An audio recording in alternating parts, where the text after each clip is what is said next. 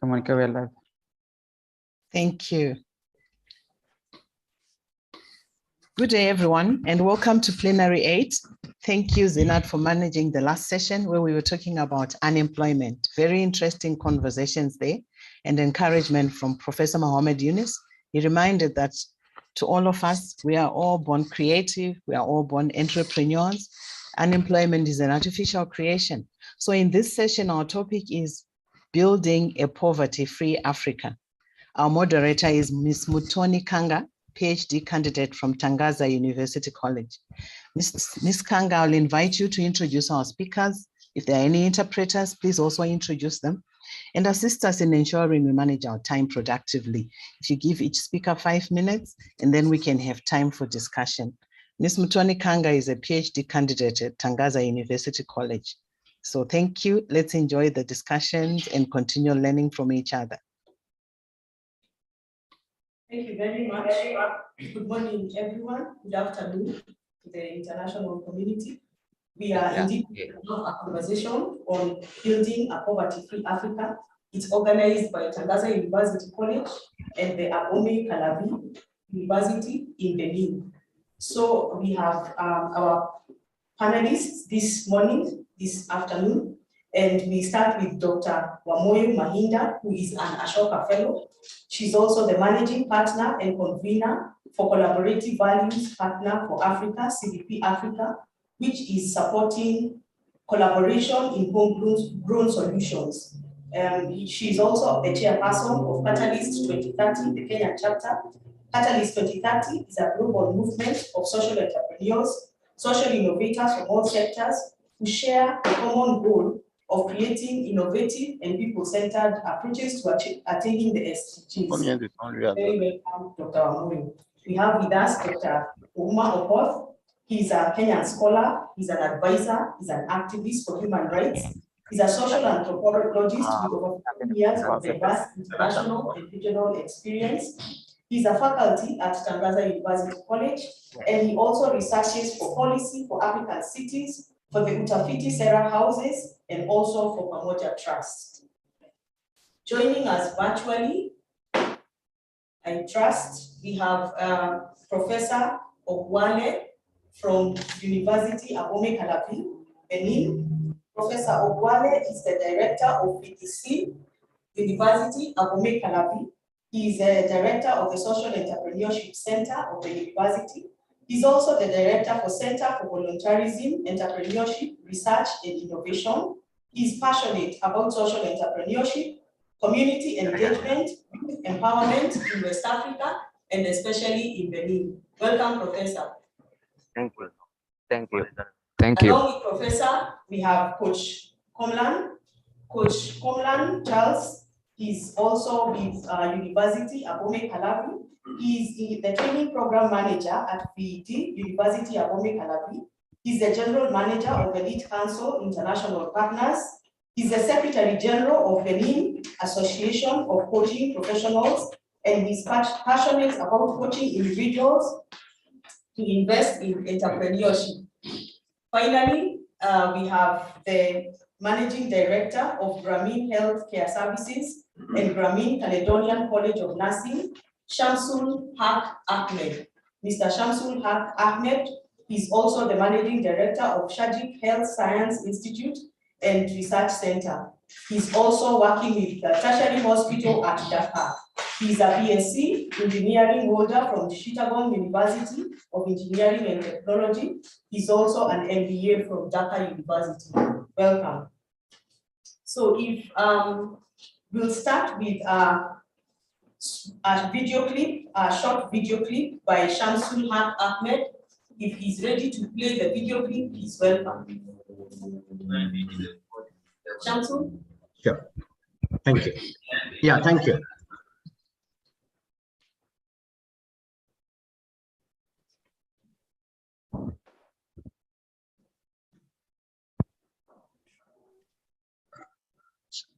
Hello, very good afternoon from Bangladesh. And thank you, Ms. Mutoni Kanga, and very learned panel members of this plenary session. As already introduced, I'm Shamsul Haq Ahmed, acting as Managing Director for Grameen Healthcare Services. And it's my immense pleasure and honor to speak in such a prestigious event. And we all know that we will be discussing about building a poverty-free Africa. This would be our topic for today. So we all know that the dreamer of this will be mainly focusing on the social business part of it. And of course, we know the dreamer of this great concept is no other than the Nobel laureate, Professor Muhammad Yunus. So I will have a very short presentation on this social business model and relevance experience of mine with Grameen Healthcare.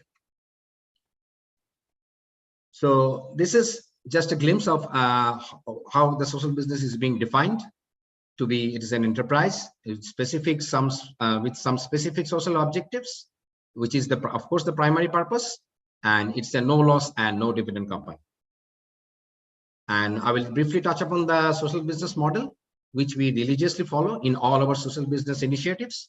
There are investors who makes the investment, and then we always there to ensure very quality service, and of course, importantly, at a very affordable cost. And we always make sure that the access for all classes of people into all the ventures. And thus we increase the number of service receivers. We gradually we generate surplus money, and all this money are being used for the self-sustainability, for expansion, reinvesting, all this kind of stuff. And most importantly, on the investor, they only take back the money, the invested money. They do not take any dividend into this model. So this is a short brief about the social business model, which we follow. And very shortly, I will touch upon the 7 principles, which we again follow while setting up any social business venture. And it's all about overcoming poverty and the problems that threaten the society, the economic sustainability, not of course the profit maximization, no dividend. Company profit stays only with the company for further expansion and investment kind of things. Gender sensitive and environmentally conscious. Employees, they get wage at market with, of course, a better working environment, and working with joy. These are the 7 core principles of social business. And with our experience, we have identified few critical success factors to be successful with this model. These are like the right selection, the utilization of proper resources to its optimum level, and of course that's continuous monitoring, and consistent monitoring will be again a very key factor. And mentoring in the course of the journey is important. And last but not the least is teamwork. All the stakeholders need to work in a very cohesive manner to get the best out of it. And now I'm getting into the healthcare part, that using my experience with Grameen Healthcare, we all know, not to mention here, that the improvements in health can heavily contribute to the gross domestic product of any country. And of course, it's vice versa. And healthcare holds a significant part quality, and it always works with the human capital, who actually the key player who makes a positive contribution to the economic growth as a whole. So this is where we focus mainly. And for the Grameen, we have 4 concerns working under the Grameen Healthcare umbrella. One is the Grameen Kalyan. They are working with the primary healthcare. Grameen Healthcare working with the secondary eye care facilities. Digital health is always working with the doctor call, doctor chat, and over digital services. And Caledonian is a very leading nursing college. And Health Complex is a teaching hospital with 500 bed facilities and tertiary facilities, and of course with a medical college. With this, I conclude my part. Thank you very much.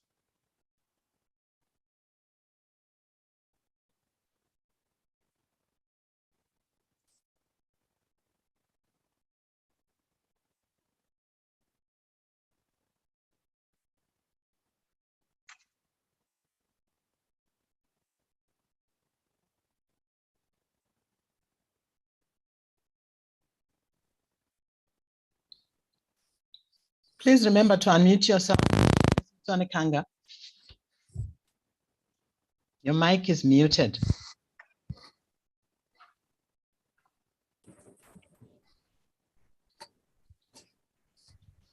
She can't hear. Your mic is muted. Please remember to unmute yourself.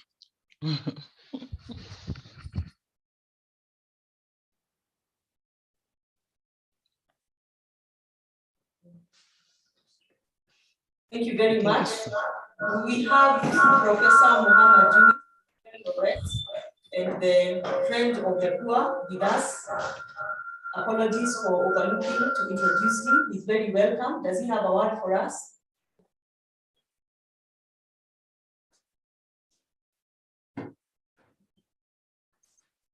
Otherwise, we are going to proceed. We are grateful to have academic and practitioners alongside each other and various stakeholders in the social entrepreneurship ecosystem. And we are grateful for that sneak preview that we have been given by Shamsu on social business in the health sector. So we are going to go straight into the plenary session, and I will start with asking Dr. Okoth Auma, which are the new drivers of poverty in Africa? Thank you very much, Tony, and thanks to all of you. My name is Ouma Okoth, and I'm glad to be here. Thanks for the conference. Well, first, when you talk about poverty, you need to look at it in its multiple forms. Poverty is not just about money; it's about deprivations at various levels. Deprivation of opportunities, deprivation of monetary material, deprivation of freedom, deprivation of what constitutes self-esteem. Now, the new drivers of poverty, so new means issue. I think there are four. One is that globalization has worked upside down. Initially, the first round of globalization was very impositional in terms of we saw models of the Western world mainly being imposed on the Western world. But the current model we're seeing is incorporation. So Africa is being incorporated in a global economic system that is largely exploitational. So from informal economy, formal economy, service economy, the incorporation seems to be. Second is, I think, the knowledge monopolies, the patent regimes, for example, make it very difficult for us to deploy, abandon and deploy technologies. Innovation exists, but Africa doesn't get it. An example is COVID-19. The vaccine, for quite some time, was offered in a very discriminatory way. That's an example of how knowledge regime perpetuates poverty. The third one, I would say, we haven't dealt very well with our colonial boundaries. Boundaries limitation. Look at East Africa, for example. In everyday life, somebody from Tanzania, a Maasai from Tanzania, does not know the meaning of the border in America. But in political life, we know that the border is important. We have the East African community, which instead of enabling movement of persons and opportunities, has been fairly abundant. And this is because we really have made unnecessary discovery. And lastly, I think is what I call imageries of modality. What is modern? I like very much the previous work in social relationship, in the health sector, and the whole idea of social entrepreneurship. Unlike what social entrepreneurship is trying to help us to do, the global and national politics of what is modern tends to undermine grounded innovations. So you get a learner finishing school, but unless you put on a tie, like me today, then you don't feel employed. Unless you are able to, do something close white collar, you don't feel engaged enough. So what is modern is seen to be that which is diminished from certain imageries of modality. Yet that leaves behind our innovations, that leaves behind our adaptability. Yes. Thank you very much.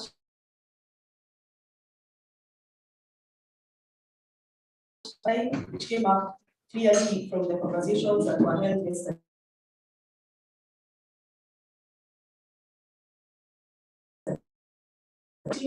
To pushing poverty out of Africa as a practitioner. Well, thank you very much. My experience is in entrepreneurship. I have spent all my working years helping young people build enterprises. And I can say that this is one way that we have been able to see a difference in the way we are building young people and getting them out of poverty. We haven't gone very far actually, because what is happening is that we're working in silos. We are doing their own thing. If you think about even the counties in Kenya, we have 47 counties. They're all doing their different thing. If you think about East Africa, Kenya is doing their thing.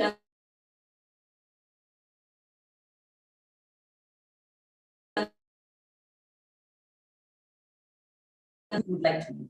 And for entrepreneurship,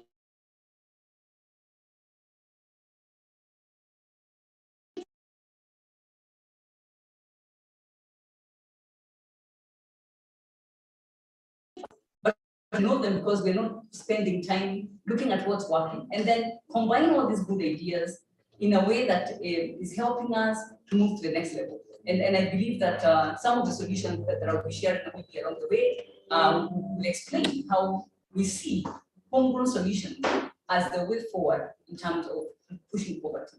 And that is building on entrepreneurship. Thank you. Well, we are looking forward to hearing more of the homegrown solutions, and also that collaboration is the way forward as opposed to working in silos. Now we are going to move over to Benin, and I would like to engage Professor Ogwane.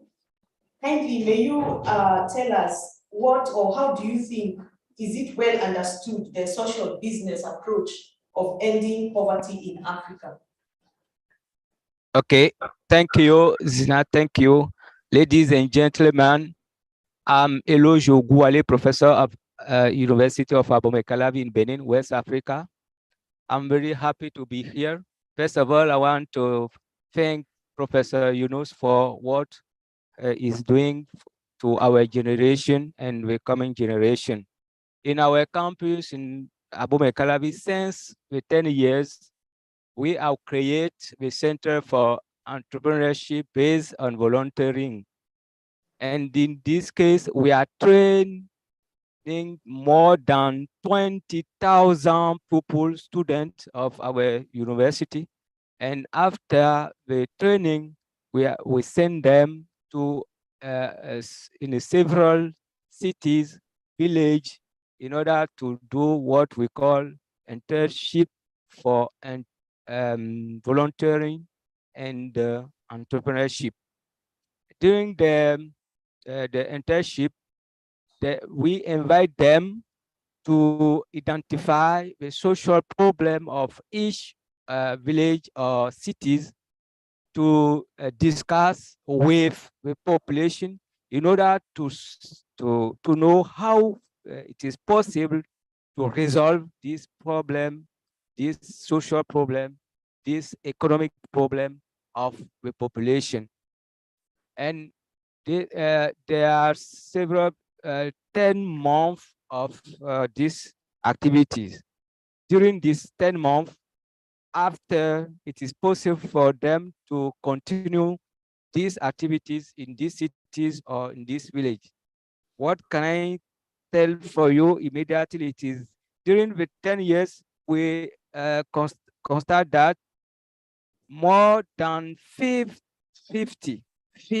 of the students who taking part of this program create their own enterprise before after these activities, and 30% is recruited directly by the local organization or enterprise in the cities where they are doing their internship activities. And what lesson we retain in our university? First of all, if we want to against poverty in Africa, it is one, to build a new generation, to build the capacity in leadership, to build the capacity in volunteering program, or what can I say, stool.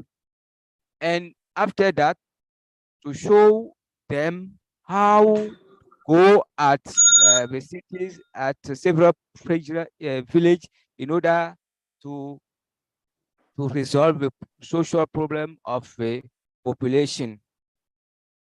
Finally, what I think about my experiences, the new generation don't have a main problem. The only problem that we have in Africa is how to change our mindset in the changing world. That is the first thing that I noticed about my experiences. Secondly, if we want to against poverty, to resolve social problem in every city, village of Benin, of Africa, everywhere, it is an obligation for us to prepare a new generation based on social business, based on leadership tool, based on volunteering tool, and this guy, this person who we will train on these three focus, okay, then we send them in each village, in each cities of our country, in order to discuss with the population, with the youth, with the girl, and to find several problems, the main problem of each cities, and social problem, economic problem, everywhere, agricultural problem, etc., etc. And after that, they will find with the population how to resolve it, how strategy it is possible to build to resolve all these problems. That is my proposition about what I know since 10 years in this work, what I engage in our university.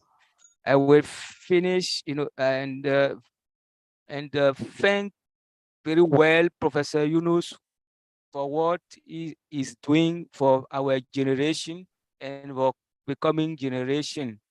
Thank you. Thank you. Thank Happy you very birthday. much, Professor Okay, happy birthday to the Professor Yunus. Ogwale. Thank you for the big numbers that you are sensitizing there among the young people and your students at University Abome Kalapi. So, Coach Komlan, what would you say about that question of the understanding of this approach to ending poverty in Africa? 1 minute.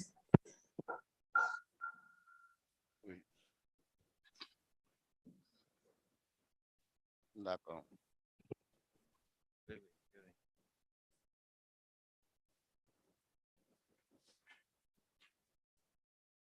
Good morning, dear. I'm here to assist Coach Kamla to give what he has to say to us interpreter. Okay. Very much. We are going to move on to the next question, which I will ask Ahmed to consider for his part of the world, and also Dr. Wamoyo Mahinga. We can start with Ahmed. What evidence do you have of social business making inroads in poverty reduction in your part of learnings, insights as a practitioner? Are there any systemic disruptions that you have witnessed with the social business approach making impact in poverty reduction? Ahmed? Ahmed, I don't know.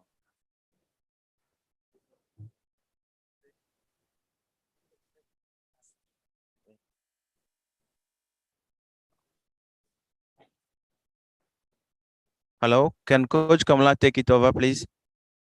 The question is for Mr. Shamsul Ahmed. Mr. Shamsul Ahmed. Can you hear me? Okay, good. Yes, I can hear you. Shall I repeat but again, now there is no sound.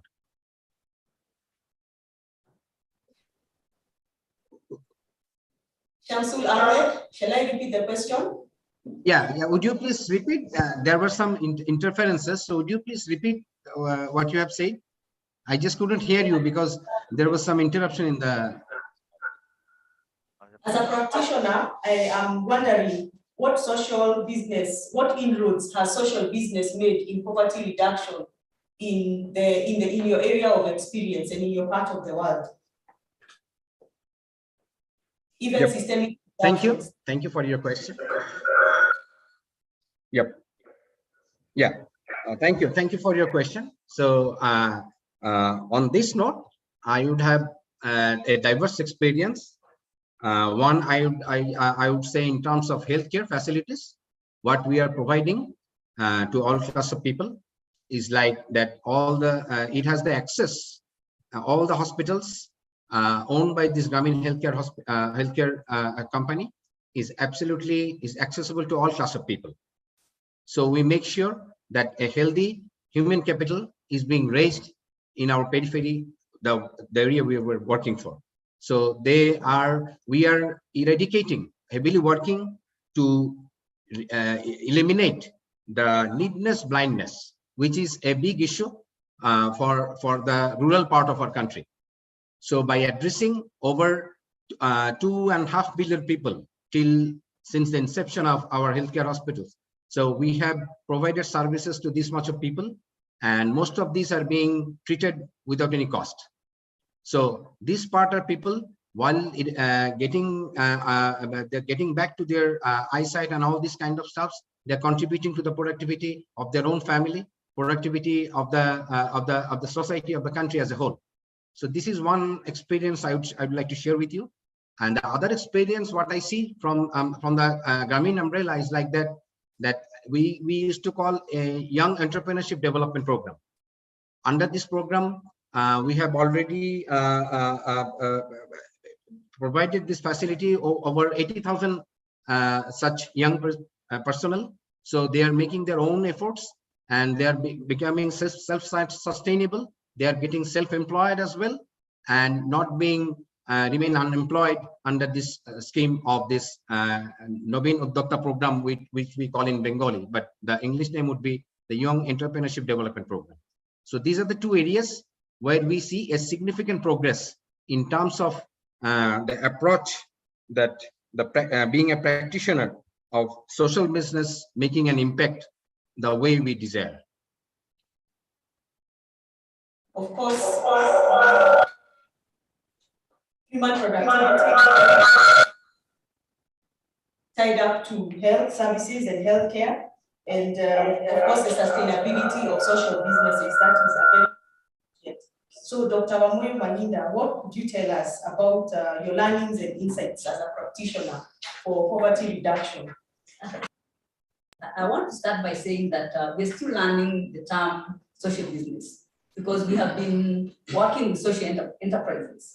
And it's good that we started with that introduction of the social business, because I can clearly say that the difference is that social business is the next step.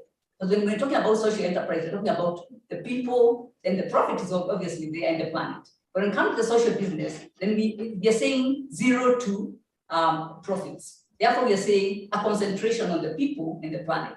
So that's the next level. Now, talking about my experience, I have an experience through Ashoka. I did my doctoral research and investigated, or should I say studied, over 100 Ashoka fellows who are entrepreneurs, social entrepreneurs, in 19 countries in Africa.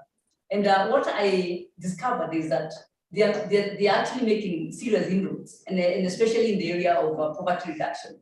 Over 50% of them are working on poverty reduction, either in agriculture, youth, and health, training, or education, and so on. And I have also experienced in Kenya, where I've been working with youth for the last over 10 years. And I also have experience in homegrown solutions, where we currently done a research this year, where we asked different social entrepreneurs in Africa who have innovative solutions for poverty reduction to respond to our call. We received a response of 134 social businesses, and over 80% of them are working on poverty reduction. So it looks like there's a drive towards the poverty reduction. Like I said, when we talk about homegrown solutions, we're talking about bringing these solutions from different parts of Africa together, so that we are not reinventing the wheel, so that we are not doing the same thing 100 times. Bringing these people together in what we are calling collective homegrown teams and co-creating.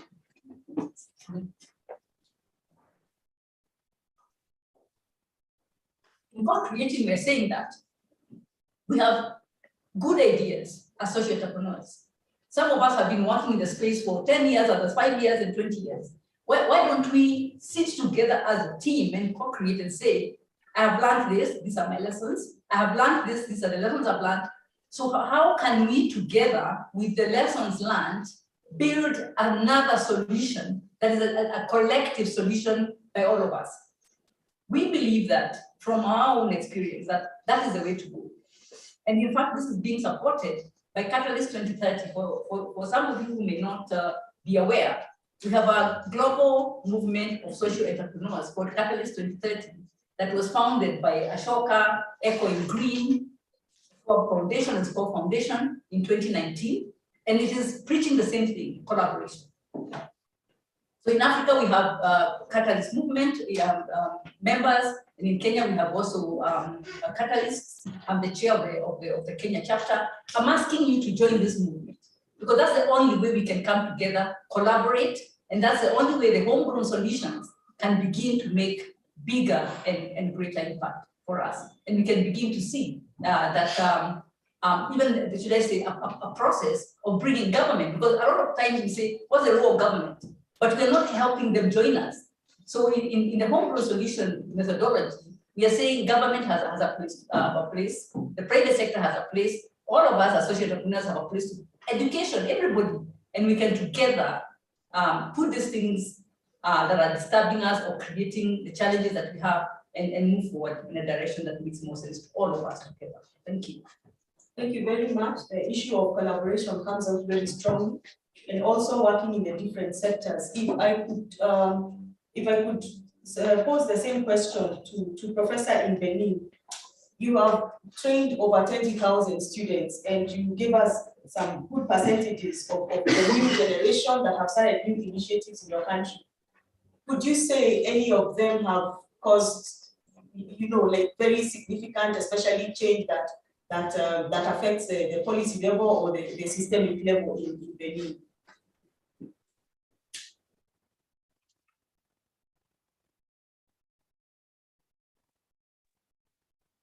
Please remember to unmute yourself. Can we have the question again, please? Writing on the same question of collaboration and systemic change or deep-rooted change in the different sectors in which the social entrepreneurs, about 20,000 that have been trained by University of Calavi, sent into the communities, have they caused any disruptions in the way systems are running or in the way social services are being provided using the social business approach? Okay.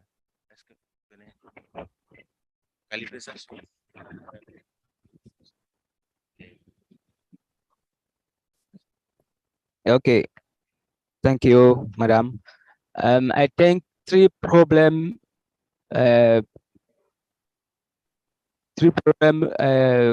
concern our approach. First of all, it is not very easy to explain the concept of social business to our population. Okay, in our mindset, the individual tool is it's the thing that all the population know than the community tool. I don't know if you understand what I say. Okay, that is the first problem. The second problem is the administration, local administration, the local association for development. It is not easy to talk with them about the social business.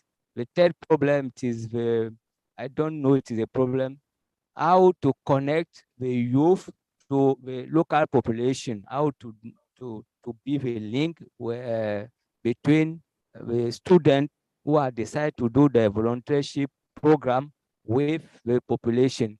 That is the main problem that we resolve progressively with the local population, the community, and the leader of each village or cities.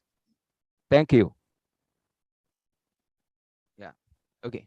You have given us some challenges that are probably bottlenecks to the systemic disruption or change that the social businesses could otherwise make the entrepreneurs. So I will go to Dr. Okoth Auma, and well, you are involved in human rights, and 70% of the sub-Saharan Africa is under the age of 30 years. How may agency among the youth for social business be fostered? Thank you very much. Yes, indeed, and from a human rights standpoint, it starts by reorienting the way we do human rights work.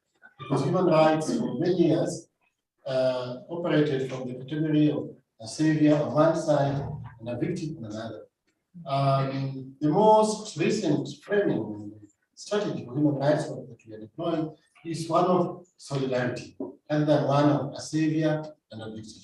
And when we move towards this category of solidarity, then you remember the old saying in the United States where the Black people are being told to prove yourselves with your bootstrings. Well, some of them didn't have boots, but here, when you have the boots and the strings, solidarity is about pulling yourself with the bootstrings. So human rights approach shifts to being more enabling, shifts to being more capability development based, shift to being more of a aspiring innovation, removing barriers rather than just naming and shaming, name calling, and indeed, of course, positioning victims. I'm not saying that they're not victims, they are there, but the approach, as you rightly say, must shift. And I'm going to give a small example of how that works. We saw it in South Africa after the collapse of apartheid regime. The first years of apartheid regime were characterized with a human rights approach where the Black people were sort of were promised a lot of material for a welfare state. But in the years after, we see, especially in the era of President Thabo Mbeki, those movement towards Black economic empowerment. Black economic empowerment was really about a human rights model that is based on solidarity. Okay, thank you very much. The issue of solidarity probably also ties in with the issue of collaboration and changing the capabilities of the young people, investing in their capabilities. So I will ask this question to all our panelists. Probably we can start with Dr. Okoth Auma. What concrete steps may the ecosystem players in social business, all of them, whether they are in academia or innovators or they are investors, what can they do to stimulate social business and actualize a poverty-free Africa? What concrete steps should be taken by academic institutions?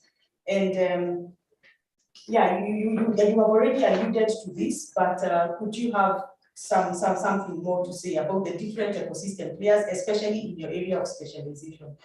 Thank you, Madam Chair. The first thing is I like the word you used, ecosystem. I think the actors, as my sister said, must stop working in silos and work as actors in one ecosystem, meaning that they have a symbiotic relationship that mutually reinforce each other. And so the framework, the philosophy of work is based on what we call obligatory partnership. I want to suggest three potential things that universities can do. One is how do we teach? Take here, for example, at Angaza University College, I've come to realize that in our PhD program and a master's program, we must teach realizing that not every PhD candidate wants to become a university professor. And therefore, the teaching must entail the skills of doing. That's a very important component of what university can do. Secondly, is a university is not just about teaching and learning, university is about research, it's about community outreach, and one of the students recently let me know that university is about making profit. So I think if university is about all those four things, then the way we work with communities must be about spurring innovations. Where we see university being in two realms. We have the university institution here and the University of the World. And our community partnership program is about creating the nexus between what the world is doing and incubate it here and take it back. The last practical step that I would like to say now is, especially in the era of coming era of COVID-19, is the place of technology. I think the university needs to do a bit more, especially learning from the youth on how technology can be used and has been used by the young people to spur income generation, to spur a connectivity, to reduce expenses, to propagate returns and so on. So that way, then the youth, especially the way they have deployed technology, becomes an important enabler, thinking through not only social business, but also how teaching can appropriate technology in a way that advances the progress for all. All right, thank you very much. We are going to give 1 minute to Omoyo. Otherwise, we invite Professor Muhammad Yunus to weigh in on the issue if he's on the conversation, if he's available. 1 minute for Dr. Omoyo Mahinda, and then Professor Muhammad Yunus will come in. Yes, I wanted to respond to the concrete. You asked what are the concrete steps that we have taken. At Catalyst 2030, just in May this year, we came up with an initiative called Africa Forward that has got 3 key steps, and I won't go into the details of that because of time, but we're looking at funding. We are saying that at least 50% of funding that is global should come to the Africa countries. And that's major because we've just been talking about it in other forums, but we don't have enough resources to do the work that we want to do. The next one is leadership. How do we restructure leadership so that African leaders are more involved in what's happening and part of the decisions that are being made globally? The third one is scale. So we need to scale what is working. We need to ensure that what we are scaling is sustainable and that actually we are scaling social enterprises because they're the ones that are promising to give us the results that we want. And lastly, network creation. How are we evolving the social enterprise and the entrepreneurial ecosystem that has just been mentioned? And what are the strong collaborations that we must continue to build? So we are doing something. So Africa Forward is an initiative of Catalyst 2030, and we believe that this is going to make a difference in the work that we do. Thank you. Thank you very, very much, Dr. Omoyo Mahinda, for those very strong points on how Africa is working to ensure that we are building a poverty-free Africa. We now invite Nobel laureate, Professor Muhammad Yunus. Thank you, Ms. Mutoni Kanga. Professor Muhammad Yunus has left the session. If he rejoins us just now, maybe we'll give him a chance. But I'd like to thank you for managing this session for us and to all our speakers for the very good work. A lot of interesting discussions around the ecosystem. We learned about the health system, that if we are managing well, it means we've got more productive people. It will impact our GDP. So a lot of things that we must be thinking about. We learned about homegrown solutions, the need for collaborations. We need to be thinking about what does technology mean for reducing poverty in Africa. We also learned about the need to encourage our young people, volunteerism, getting involved. So a lot of good discussions. Let's keep it going and actually put these things into effect. So thank you very much, everyone, for joining us in this session.